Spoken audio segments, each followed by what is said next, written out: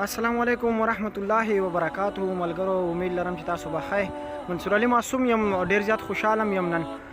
سبا به ان شاء الله پېښور کې د صوبایي اسمبلی مخې ته یو پر امن احتجاج کیږي مطالبات به دغه وي چې کم د حوزنورو کم قاتلان دي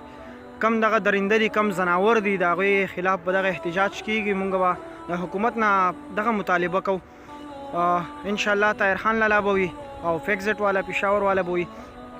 یو پرامن احتجاج به وي او احتجاج کې مطالبه دغه ده چې کم قاتلان دي د حوزنور هغه د سرعام پانسي شي د نوخار په چوک کې مونږ به دغه کوو مطالبه کوو د حکومت نه او امید ساتو چې حکومت به زمونږ دغه مطالبه چې دی هغه نه غورځوي ځکه چې د راروان مستقبل لپاره مونږ به دغه کوشش کوو چې زمونږ کم راروان مستقبل دی هغه ښه شي او د دغه قسمه کم واقعیات دي د هغې نه مونږ پر امن پاتې شو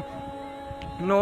ان شاء الله سبا 3 بجې پېښور کې د صوبایي اسمبلی مخې ته دغه احتجاج کیږي او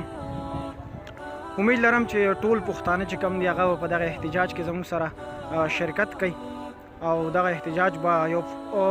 زبردست احتجاج به وي او امید به لرو چې دغه احتجاج چې دی زموږ کم مطالبه هغه حکومت زموږ نه ومني او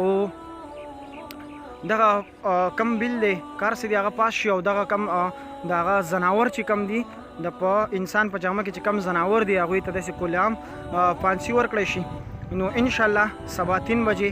د صوبایي اسمبلی مخې ته طاهر خان لالا به وي او فیکزټ والا به وي او کم زموږ پښتانه وروڼه دي هغه په دغه احتجاج کې حصه اخلي نو تاسو هم دغه مطالبه ده چې ځان ناورسوئ او دغه احتجاج کې زموږ سره حصه واخلئ ډېره زیاته مننه